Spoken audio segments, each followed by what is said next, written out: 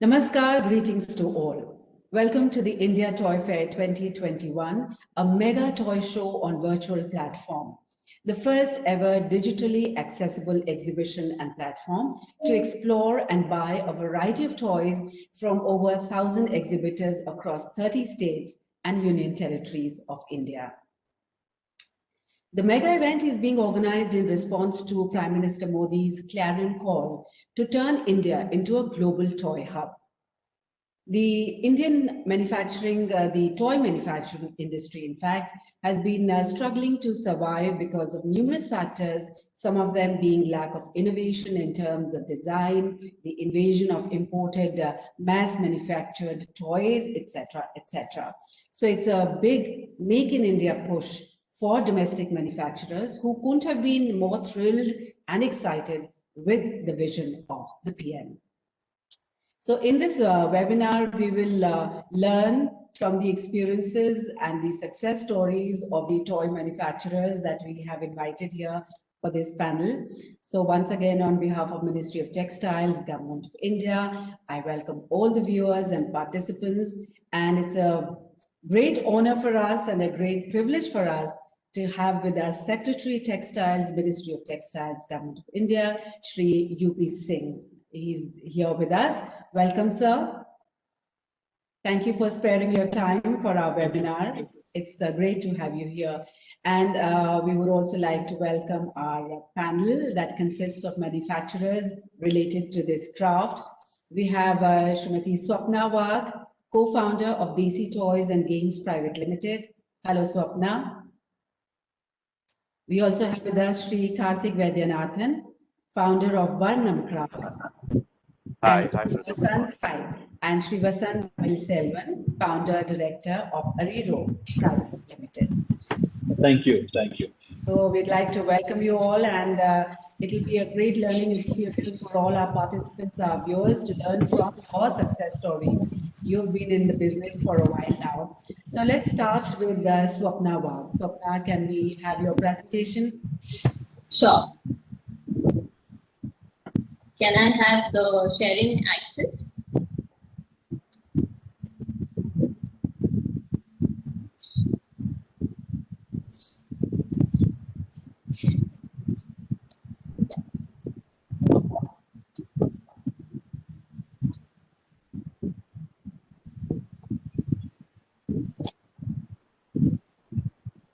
So you all can see, right?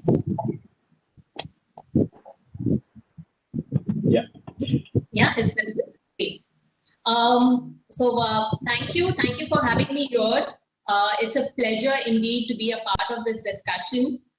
Today I'm talking about my dream venture, Desi Toys. Just from the name, you can know that Desi Toys is all about Indian toys and games. We are an India-inspired and India-made brand. We started this venture almost 8 years back, and this venture is all about reviving all our classic, nostalgic childhood toys and games. But here we're not just reviving those toys and games, but we're also innovating new ones, keeping the nostalgic factor and the Indianness in all of our toys, which makes us very unique. We've also ensured that these toys are just not fun toys, but they're also high in quality, they're durable, they are safe, and they're skill enhancing as well. So, lately everybody is talking about made in India toys, and, there's such a big wave of, buying Indian products. I think this is the best time for us to be in, and we're just looking forward to further grow in the industry. Now, one of the reasons why we started Desi Toys almost 8 years back was we realized that today's young generation, especially the tech-savvy generation, is so glued to their screens. Compared to that, our childhood was so much fun. We were out in the field playing so many games, right? So we thought, can we get back those toys and games for the younger generation? And that's how Desi Toys started. We have absolute all Indian roots because these all are Indian toys and games. We've also ensured that these toys are sustainable. Perhaps we don't have a single plastic toy. We've ensured that we've not compromised on the quality at any point of time. From the very start, we were contributing to Atmanirbhar Bharat because not a single product has been sourced from outside the country. 100% is made in India, and we give employment to a lot of these Indian artisans. The reason why we started this Desi Toys obviously was so that we can ensure that these classic toys and games are alive for the newer generation. So that's how, and that's why we started Desi Toys. We were fortunate enough to work with some of the traditional clusters. Some of them were the Channapatna cluster, the Karnataka cluster, which is very famous for their lacquered or toning-based toys and games. Second one was the Varanasi cluster. Here you will see that they are very famous for their unique style of painting. Very artistic, very Indian, and you will see a lot of female workers also working here. So that's a plus point. Another cluster that we've worked is in Saharanpur, Nagina, wherein you will see a lot of these plain toys being made out of shisham wood and mango wood, superior quality. Now, having worked with the traditional toy cluster for so long, we can quickly pen down a few of the challenges that we face working with them. You will see that India has been primarily dominated by close to 4,000 plus MSMEs. They're all fragmented. They work in a really small scale. And with this, there are a lot of challenges. They don't have too many funds, or they don't have access to too many funds. And that's the reason they work in really small setup. They have outdated technology, outdated machinery, which affects their efficiency, their productivity level. They're not able to take two huge orders, or they're not able to supply on time. One more issue that we face with them is the instability of labors. Because the newer generation of the artisans do not want to continue with the traditional family art, and that's the reason you don't find too many skilled laborers. That again increases the labor cost. You'll see unstable raw material costs as well. Since the sourcing is on a small scale, they do not really get the benefit of economies of scale, thereby not making them competitive at a global platform. Plus, they work in a really unorganized manner. They don't have quality checks in place. In fact, even if you go to any cluster, you'll see most of the manufacturers making the same toys, and they've been doing that for ages. So there's lack of innovation also. They're not, with the market trends. So I think with these are few of the challenges that we've seen working with the toy clusters. I've done a quick SWOT analysis of the traditional clusters. If you see the strengths, yes, the strengths are the traditional handicraft Indian toy making is still alive. They usually use the local sustainable products that are available with them. They're majorly economical toys. But then, yes, quality could be a question mark at times. Depicts Indian art, culture, and heritage. Few of the weaknesses are their traditional or organized ways of working. As I discussed earlier, they're averagely skilled, and the newer generation do not want to continue with the family tradition of making art. They're less tech savvy, they have small setup and small scale, they have less funds. These testing is not done in most of the cases. Now, but then having said this, there are certain opportunities also for which we have also taken advantage of it. The opportunities are there can be technological advancement which can improve the production efficiency. They can adhere to quality standards. Fortunately, the government has come up with BIS standards that will also help them to bring in quality standards at every stages and make them more competitive domestically and internationally. They can participate in a lot of these exhibitions. Like recently, government has come up with this virtual toy fair, which is one of the biggest toy fair, right? There are close to 1,200 exhibitors. It's a beautiful platform with free registration. I mean, all they have to do is they just have to list their products. and they can get more orders. So not with just this, they can also list their products on different online platforms and get continuous orders. Some of the threats that I can think of is it's going to be survival of the fittest, because with quality standards coming in, with so many expectations from the parents, from the kids, I think only if you are able to live up to the market trends and come up with innovative products with good quality, only then you can survive. So I think it's going to be a survival of the fittest thing. Threats, one more is there's less supply of skilled artisans, as I said. So they need to continuously upskill the artisans, and unstable raw material, which increases the costing. So that's again one of the threats that I can see. Moving ahead, what is going to be the way ahead for the toy clusters? Some of the points I've already discussed earlier. One is there needs to be technological advancement, not just with machinery. They need to be tech savvy. They have to kind of become more organized in their overall working. They need to follow the quality standards, which is going to benefit everyone and make them more competitive on a global platform as well. They need to find out ways and means in which they can increase their business.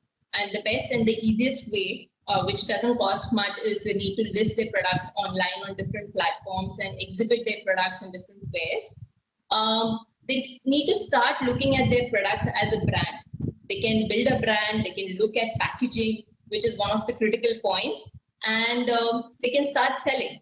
They need to take advantage of government policies. Government has come up with amazing policies, be it for funding, be it for space, for electricity. There's so many things that they can take advantage of. Recently, government has allocated a huge amount for these toy clusters. So they need to be aware of these policies and take advantage of it. They need to upskill the employees, focus on innovation, and start working on larger orders so that they can get their costs down and be more competitive. So with this was just the gist of Desi Toys. I will quickly take you through some of the products that we've done with these artisans.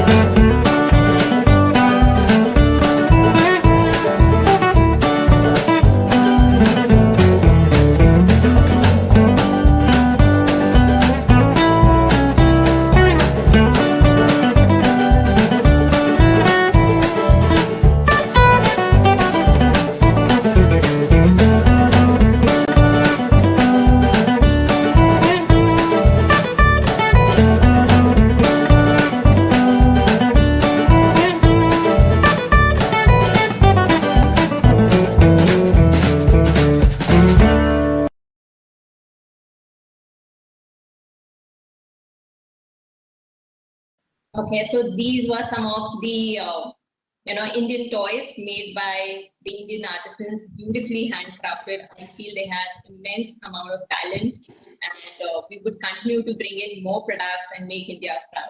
Thank you so much.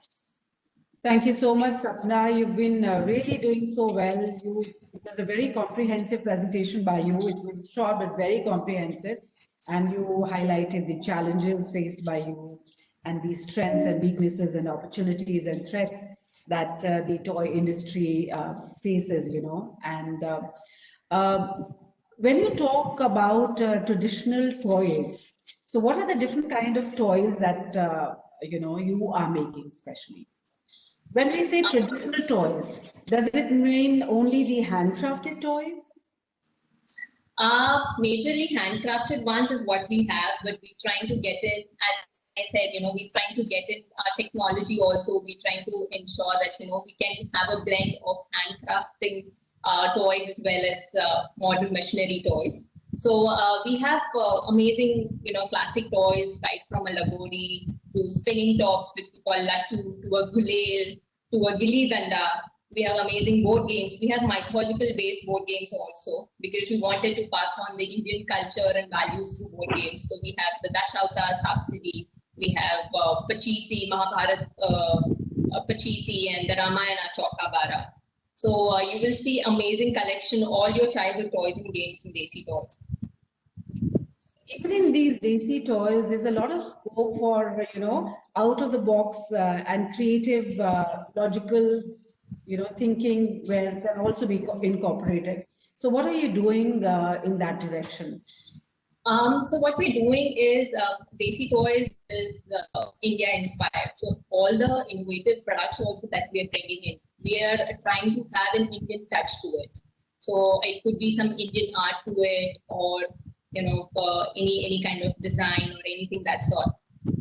So especially for the younger kids, we're bringing in amazing set of card games wherein we can teach them about Indian history or the Indian wildlife. So things like this, wherein we can promote more of India. So thank you, Sapna. And now we move on to our next panelist. I request Karthik Vaidyanathan.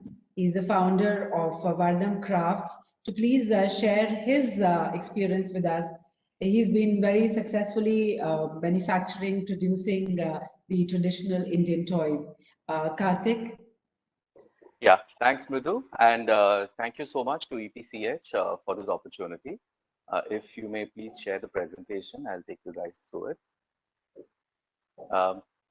So I run a social enterprise called Varnam Craft Collective. And Varnam Craft Collective started its work a little close to over 8 years ago. And our focus has purely been on reviving the traditional toy craft of Channapatna. Channapatna today, or actually since a decade ago when I started the work, and even today, some of the few problems that you encounter in Channapatna, while it's famous world over as being a toy town, a lot of the toys that sell in Channapatna are from China. You will actually find toys from Tamil Nadu, Andhra Pradesh, and North India being sold in Channapatna, because a lot of people find it very difficult to sell the Channapatna toys due to lack of design, innovation, and cost. It's very expensive to make Channapatna toys. So that was one of the reasons why I started the work, and which is why I wanted everyone to go through to look at how successful we were and why we were successful in this toy town. Next. Yes, so Channapatna is known as the land of toys. What you see there is some of the traditional toys and dolls that they typically have been making in Channapatna for several decades now. And what I will take you through is what we have done as a collective in this field. So the idea when I started the work was that, do we keep the toys purely as decorative, or do we make them purposeful? What you see, for example, are toys that they make for Dasara. And this is again something that we've revived, but our attempt was to see how can we make it far more purposeful in today's life. Next. So our toys have a whimsical quality to it. So the idea was to bring back nostalgia, to make them well designed, to make them finished. If you look at the toys, the finish itself, the quality, the aesthetics, the shine that comes from the glossiness of these products. Let me tell you, I have been across Europe, and nowhere in the world do we have the kind of luster and quality that some of the toys that we create in Channapatna have. And they're really very unique. So what you see here is a rattle that we've created and a push toy. And both of them are very whimsical in nature. Next. The other thing that I've tried to keep in mind while designing these toys is, let's not be homogeneous. Let's celebrate the Indianness of our toys. So even when we created educative toys, the idea was to design them in the Indian context. So what you see on the left is something that we call Arjuna's challenge. Everybody knows the whole story of Arjuna when he went for the Swayamvar and he shot through the eye of a fish with an arrow. I used that as an inspiration to create a stacking toy. And on the right, which is again in Montessori, you have a sorting and stacking kind of a toy. Now I wanted to interpret that in the Indian context. So it's called the Dabbawala. And if you go to in Bombay, you have the Dabbawala or the tiffin walas that are very famous. So we created the Indian Dabbawala and we made that into a stacking and a sorting kind of a game using the Indian context. Next. The other idea was to ensure that we created toys that were meaningful, that were educative, and that had a point of message. So with the entire focus on climate change and environment, this is a toy which we called a breath of fresh air, where we created not just a regular construction game, but the idea was to encourage children to build trees and humans and talk about what environmental impact has on human beings. So this was, again, this is one of the few toys that we designed that has a message to give in the current context. Next. We also create toys that are educative. So in India, you have the Montessori form of education, which is extremely popular today. And Montessori is very specific in its guidelines on creating toys. But what we wanted to do was use the beautiful skill sets of the Chanpatna craft and the qualities of the Chanpatna craft. So we merged the two to create Montessori friendly toys. So on the left, you have something called Wisdom Pillars, which essentially gives kids an idea of size and dimensions. On the right, we have something to get them introduced to sound. And we again created toys using Chanpatna birds and in the Montessori context. Next. On the left, you see one of the most popular products of Chanpatna, which is a spinning toy. And the idea was to say that how can a simple product be redesigned? So on the right, you see something that we have done. It's inspired from the Sufis or the whirling dervishes. The concept was the same, but we just retouched it a bit to give it a modern twist. And the same toy got a new lease of life. Next. We also wanted to create board games, but how do we make it different? So since we are a collective, we also constantly work with a lot of other NGOs that work in the toy sector. Here you see board games. On the left, you see Snakes and Ladders. On the right, you see Solitaire or Brain Meter. But if you see the mats, these were actually something that we got them custom created for us by the third generation women of Lambadi who are settled in Tamil Nadu. So these are people who have migrated from Kutch to Tamil Nadu, and we work with them to create a product that we could use. So we often also do collaborations to ensure that we create new products.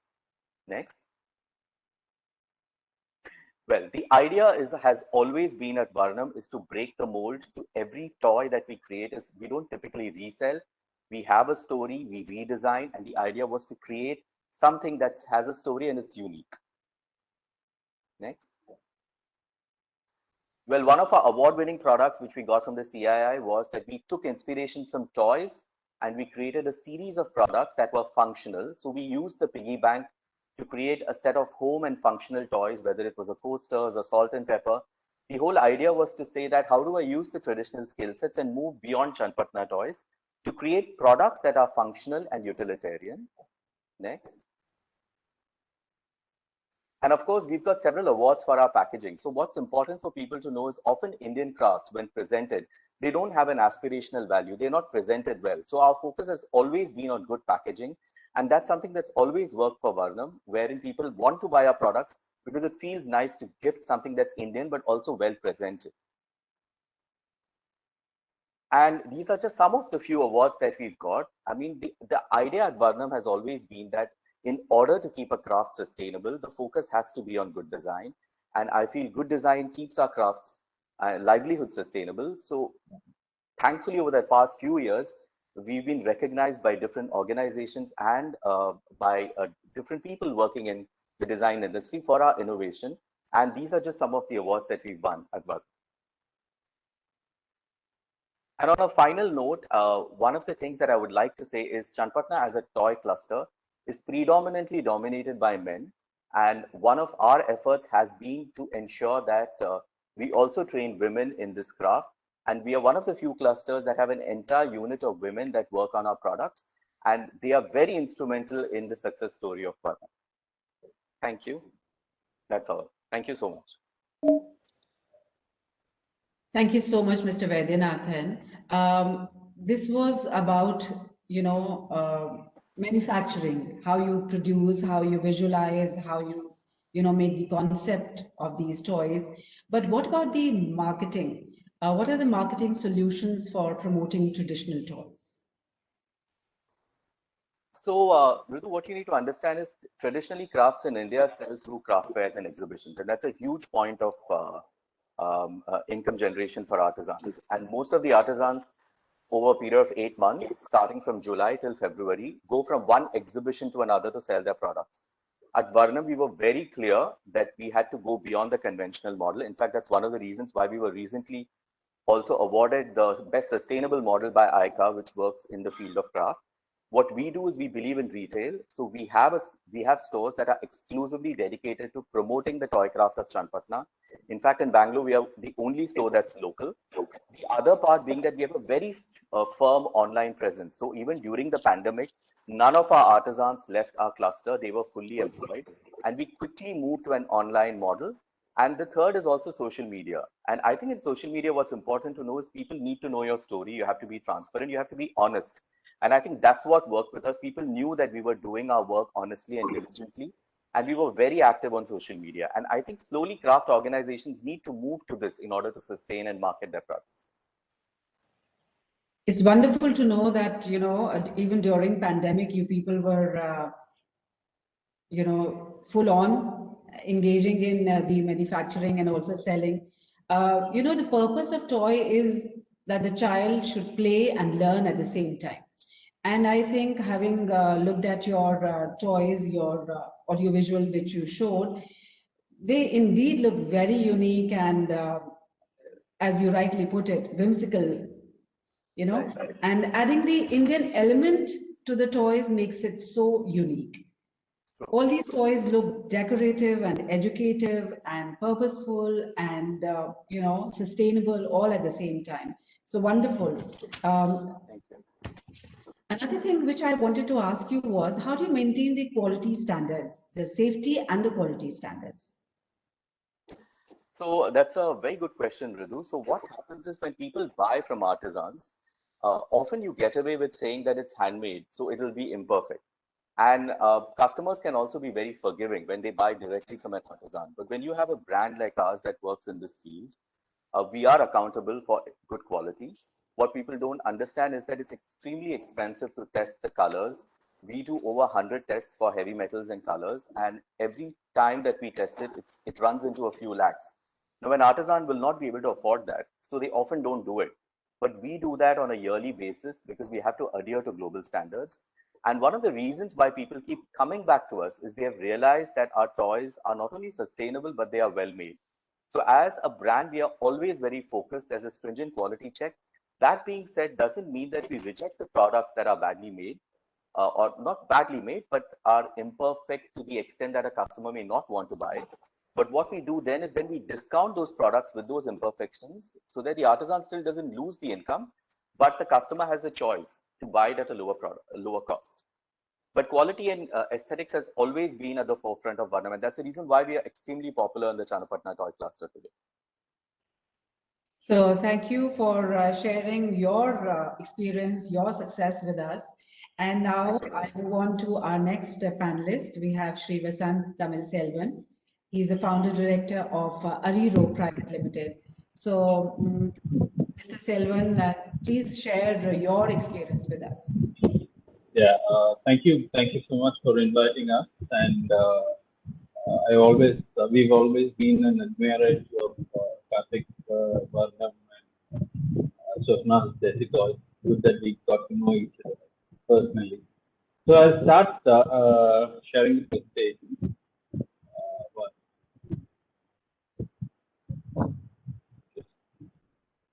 Yeah, so I'm from Ariro Toys, and we are a D2C brand. We sell toys from City on the digital platform.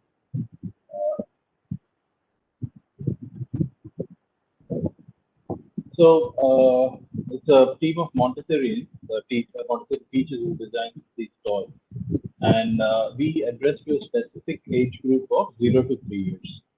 Uh, not only toys, furniture, and utensils is also part of our products. So why 0 to 3 years? Why is that specifically we focus on that? That particular age group is because of the 80% of your brain development happens during those years. And when we wanted to start this, the reason why we started with a small CRISPR story. Once my daughter was born, she had a start when she started playing with plastic toys. Sorry to interrupt, Vasan, but there's some kind of audio disturbance from your side. So if you can just correct your audio. Oh, is it so? One. And may I request all the other panelists to please mute themselves.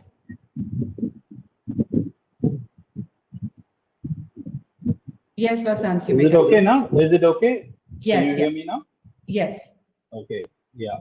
So as I was telling you, this started because of my daughter. She was when she was born, and there was a lot of gifts with this plastic toys which had come to her. In fact, she started playing with it. As infants and toddlers, they tend to put each and everything into their mouth.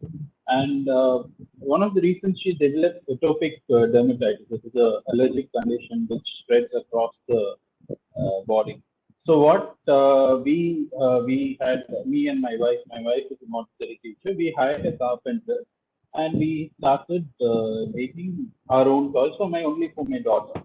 So that's how it started. And there was this friends who were visiting us, and they also wanted they also wanted these toys. So that's how we thought, why don't we start as a business? Since there was we thought there was a good demand. So first 2 years we traveled around to Italy, France, and to see the amount of, to see the importance of wooden toys, and this particularly for this category. So and Indonesia as well. So when we did this, we found that this particular age group, there was a lot of wooden toys which was available for this category, which was not apparently we couldn't find much in Indian space. So that's when Arido was born, and we did a 2 years of pilot. Then June 2020 was perfect website was started for this. So our primary material is neem wood. We make the toys because neem wood is primarily antifungal and antibacterial in nature. It also helps in immunity boosting. Since infants and toddlers tend to put each and everything into their mouth. And at present, we have around 70 SKUs which is developed. We recently crossed 10,000 orders.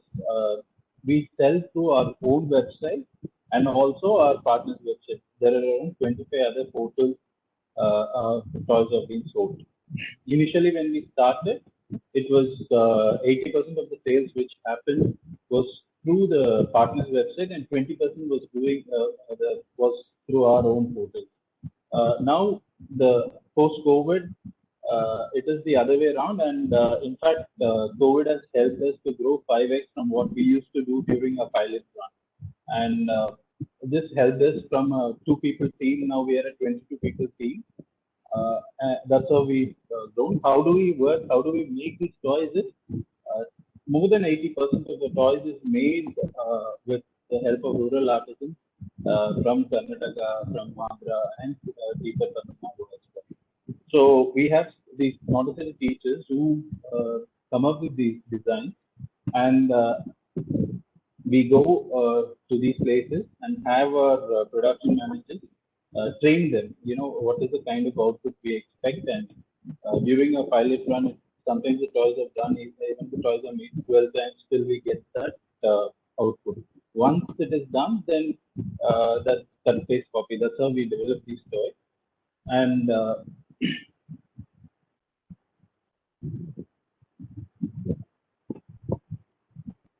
So lacquering is one of the primary primary colors we use, and as I told you, Neemwood is now we have identified another set of apart from Ethikopa and Chennapatna, we have also identified new clusters near Tamil Nadu, near Karaikal. They work with the cane, so we are trying to develop some toys with the cane as well. So the press was initially initially and even now they showed so much love on it, and there was so much of press coverage which helped us to take off, at a larger scale and grow at a faster pace. So these are some of the press coverages we had, and yeah, over to you. Yeah, thank you, Vasant. So you talked about the toys which you've been manufacturing till now, but tell me, are you finding any changes in the trends since you started manufacturing? Are there any other trends that you are following? Initially, initially when we wanted to disseminate this toys to the digital channel, the mothers were little hesitant because they are very cautious about, because the age category we are focusing is 0 to 3, and it has to have a maximum convincing factor for them to test it with their kids. So initially we had some inhibitions. So when we had a few mothers who took up this, Neemwood is safe, and they tested with their own kids, and in turn now they became evangelists. That's how this effect spread. It became a spiral effect where they become a more of an evangelist for us to showcase all our new products. Whenever we launch, we send it to this 30 mothers. So it's much easier when a mother was a real brand ambassador for us. Mothers who was convinced, and they are now the brand ambassadors. Yes. So this question I'm posing to all the three of you, any of you may answer. How do you find the challenge of spreading the awareness of Indian traditional toys in the market, which is already flooded with the imported, cheap, low quality Chinese toys, so to say? See, post-COVID, there is a new market which is opened up, and there is anti-China aversion clearly, because most of the toys which are being sold in the local market is from China. Basically, when you find the toy, most of the toys have been made from China. So post-COVID, there is a anti-China aversion.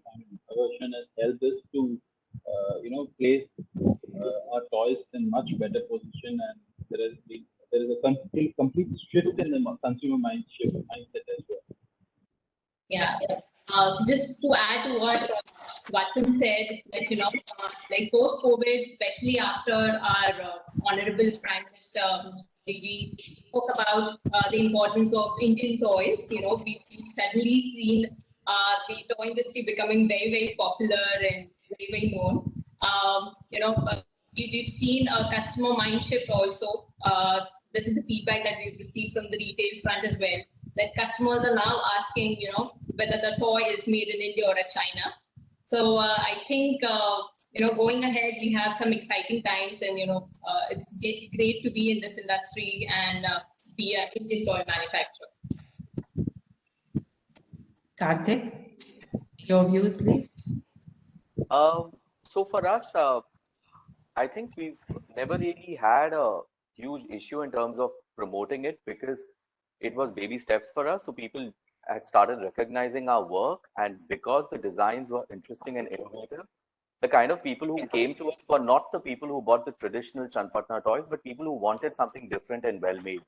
And the fact that we had a retail front where they could try it and test it and check it out made it very easy for them to consume. I think COVID for us was just a shift from retail to online, but we've been lucky enough to have a dedicated set of mothers and women, and even foreigners who come to India who wanted to buy something local. So for us, thankfully, it's been a blessing so far.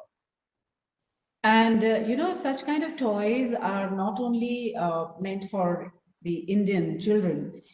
For foreigners, it's going to be a really different experience if they use our toys. So, how are you thinking of promoting these toys internationally? The government is doing its bit. This toy fair is such a mega event, and it will really serve the purpose. But on your, behalf, I mean, how are you planning to spread the market of your products? So I must say here, Mridu, for us, in fact, more than 50% of the people in Bangalore who walk into our store were foreigners and Europeans. And a lot of them were Japanese who are extremely critical of good quality. And it was purely word of mouth that they said that this is someone who's doing a good quality work. And that was the beginning for us to want to do toy fairs. And I think at this point, I have to mention about SGEPC, because thanks to them, we actually 2 years ago got a chance to go to an international toy fair, which really helped us. And where we realized that our products really stood out as compared to a lot of the European toys that were made, because had a whimsical and Indian quality to it. But the thing is that we've not been able to afford to do that more. And I think it would really help if we continue to get that support from bodies like EPCH and SGEPC to be able to go abroad and do these fairs.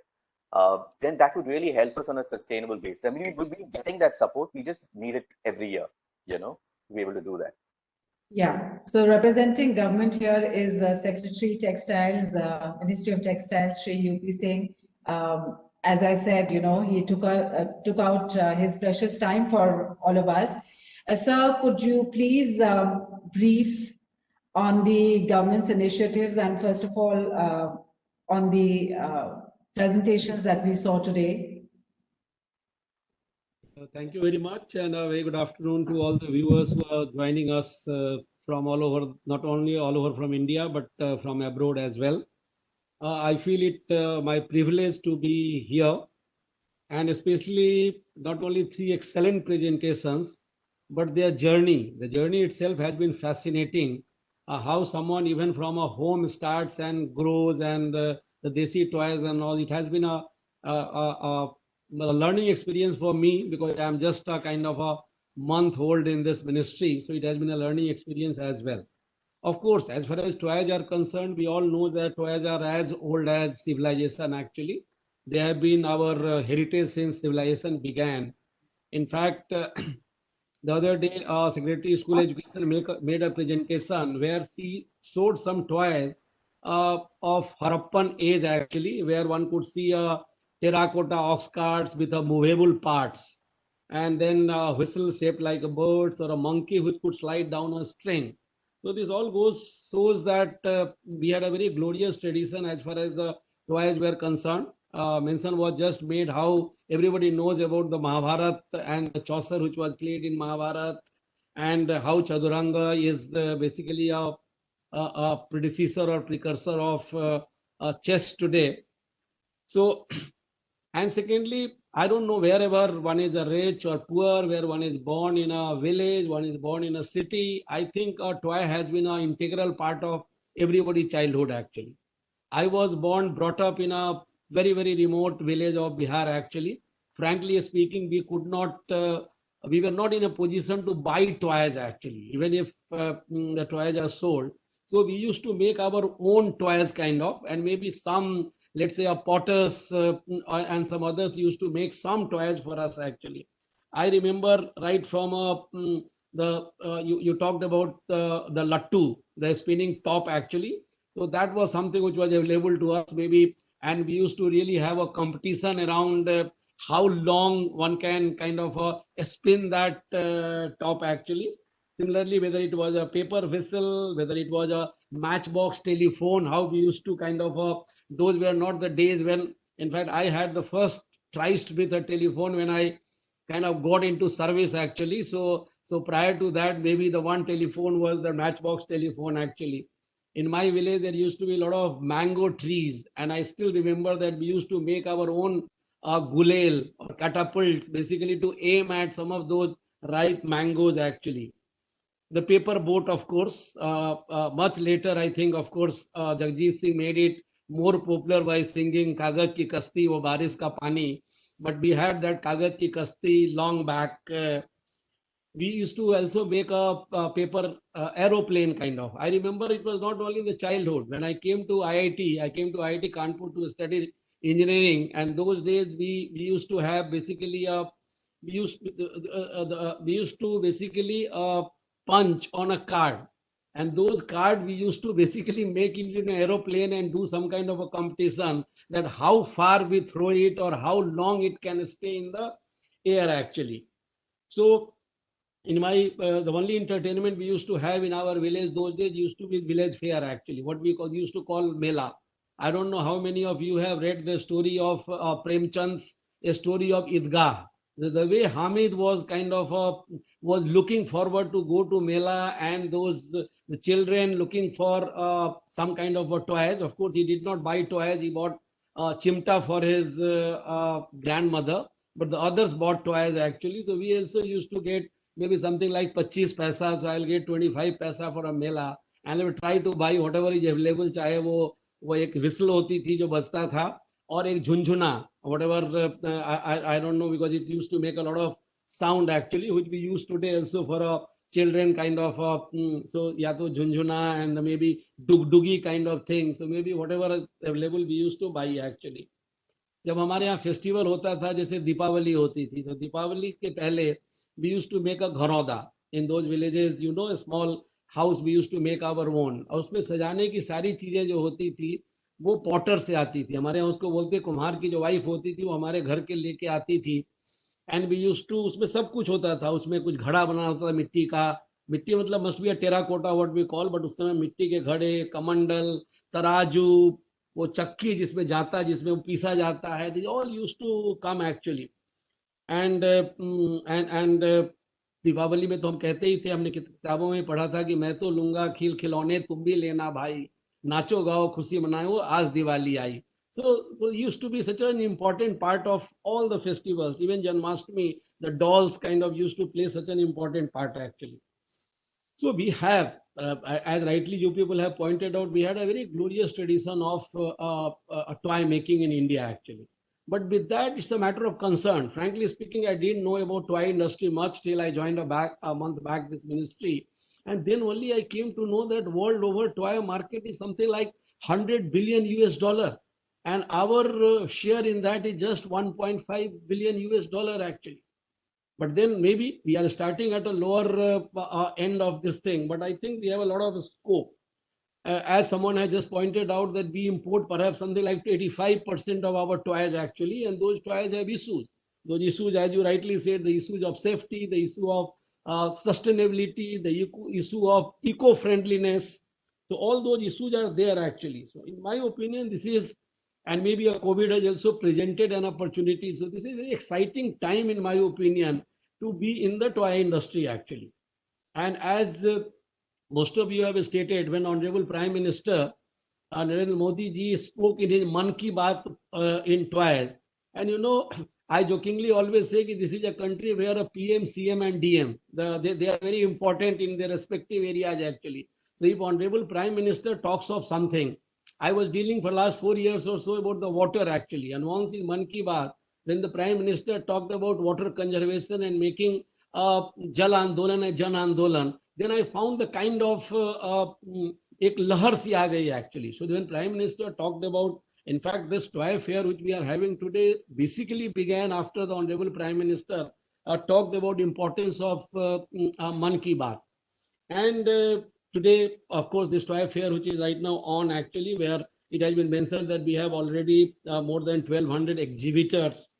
And a good thing about this toy fair is that we are not only concentrating on commerce part of it actually, we are also concentrating on pedagogy part of it actually, because as has been pointed out, that toys are not just entertainment. It could be, of course, infotainment, but it could be very educative. Not only that, it could basically bring in a lot of inculcate, a lot of values actually, in the sense that through toys, how we learn about the Indian values, about the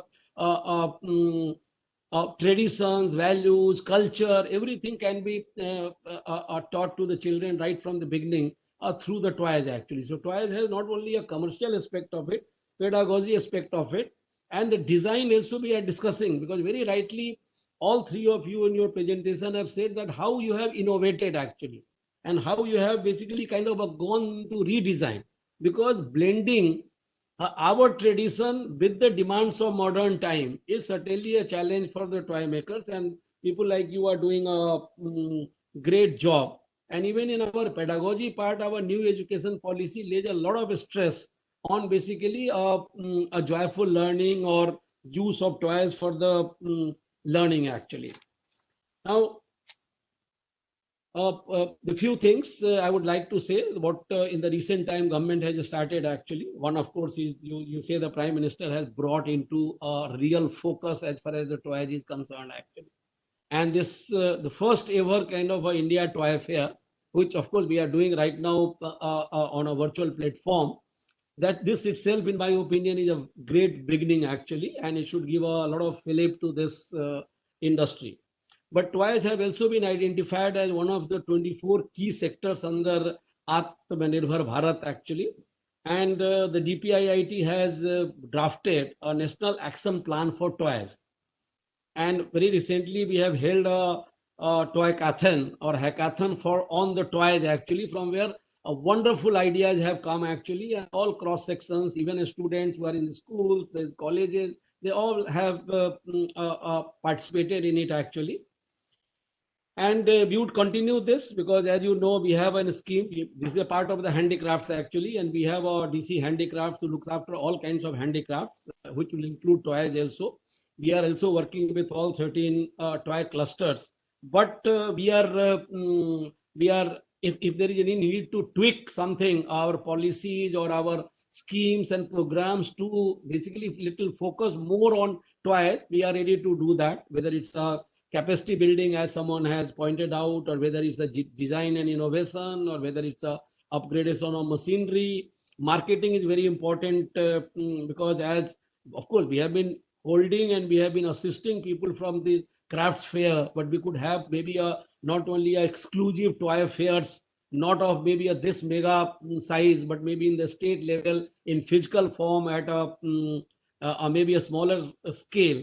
And then, as you have said, that maybe how do we onboard more and more of these people on virtual platform, basically online platform, and how do we kind of take more social media uses to promote toys. That would be something which government would certainly support. And it's good. In fact, the other day, I think yesterday, I was reading, I think the CEO of India, CEO of Fun School, was basically an interview of his I was reading, when he was saying that how he is eyeing something like 30% increase in both sale in India as well export in the 2021-22. And then it also says that he will launch about 100 new products in the 21-22. And during this fair, perhaps he's launching as many as 15 varieties of traditional toys actually. So it has been a great presentation and learning experience for me, and I'm sure that the industry and we can work together to make Indian toys a really something which is not be completely replace kind of whatever the import is there in the country, but we could also have a substantial share in exports. So thank you very much, especially all three presenters and Mridu, for this wonderful session, and giving me also an opportunity to share some of my thoughts, though I am not an expert on toys actually. As I am learning tea of textiles, so similarly I am learning tea of toys, but of course I have a lot of nostalgia associated with the toys, and it was wonderful to relieve those nostalgia. Thank you very much. Thank you so much, sir. The government has taken many steps recently after the call of the Prime Minister to make India a toy hub. So could you please elaborate on the new toy clusters that the government is trying to envisage?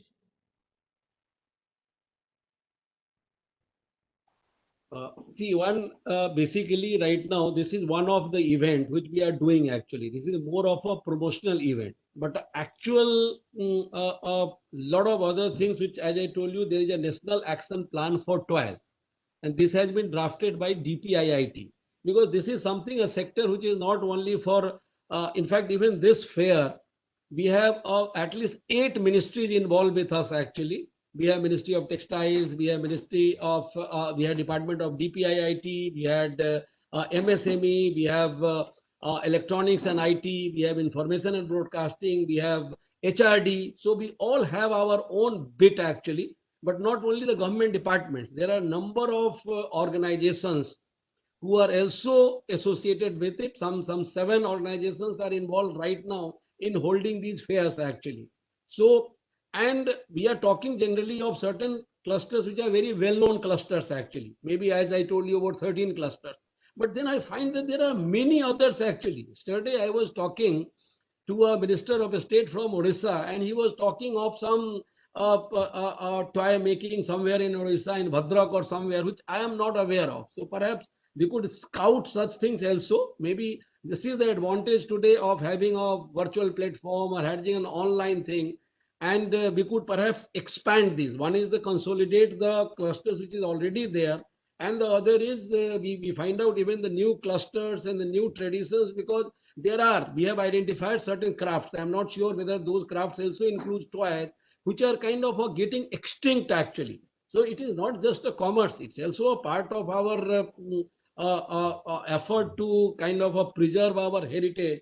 So I'm told, he says about 60 clusters already kind of being a part of this fair actually.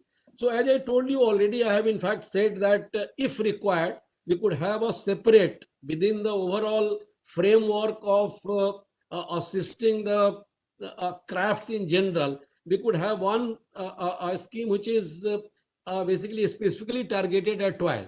And the problems have already been identified. Again, I do not want to repeat, but it's a capacity building. So we already have schemes like Samarth and skill development and entrepreneurship and all that. So skilling or capacity building would be very important actually. Design and innovation is very important, because we want to basically how to kind of blend basically our traditions, our values with the need of current generation actually. So that's also very important. Then I told you that some would say that most of the machinery in this sector is very outdated kind of. So like we have in, let's say, handloom sector, and a scheme where we handloom sector, or maybe things like ATOPS and power techs and all, where we basically assist, or even a handloom, when we assist the weavers and all with upgradation of machinery or with new machinery. So those kind of things could also be there. Marketing, of course, is very important actually, because as has been pointed out so far, by and large, basically it has been more confined to the fairs and all, but not only fairs in India, fairs abroad also, because our toys will have a lot of scope for export. So how do we have more exposure through international fairs? So I think all that would be on, and how we on board more and more both manufacturers as well as artists actually on online platform. And then of course very good buzz has been created through this today's fair actually. How do we sustain that through social media and other platforms? So these are some of the things which comes to my mind immediately. Thank you very much. Thank you so much, sir. Well, for a toy to catch the fancy of a child, you know, it needn't be expensive and elaborate. We have enjoyed the paper boats and whistles and carts and dolls, as sir just mentioned, during our childhood. But now that we are transitioning to a new range of toys, you know, heavily influenced by social media and global pop culture, the things are going to be different. And with the Honorable Prime Minister's push for Make in India and for making India a toy hub will definitely reduce India's dependence on foreign imported toys and make you know, the country more self-reliant by promoting indigenous toy makers. So this toy fair which is on a mega platform, virtual platform, and also things like Toycathon and the, you know, government investing so many crores, thousands of crores in the new clusters, toy clusters. So these are all indicative of a very bright future for the Indian toy manufacturers, and things couldn't have been better. Hoping that things will change for better for all of us. I'd like to thank you, sir, for having spared your time for this webinar of us. And thank you for all the efforts which the government is making for the industry. And best of luck to all the three panelists who have already created success stories through their enterprise and through their passion. And for future, we give you our best wishes. Thank you on behalf of Ministry of Textiles. This webinar was organized, and thank you all viewers and participants for joining us. Thank you very much. Thank you, sir. Thank you.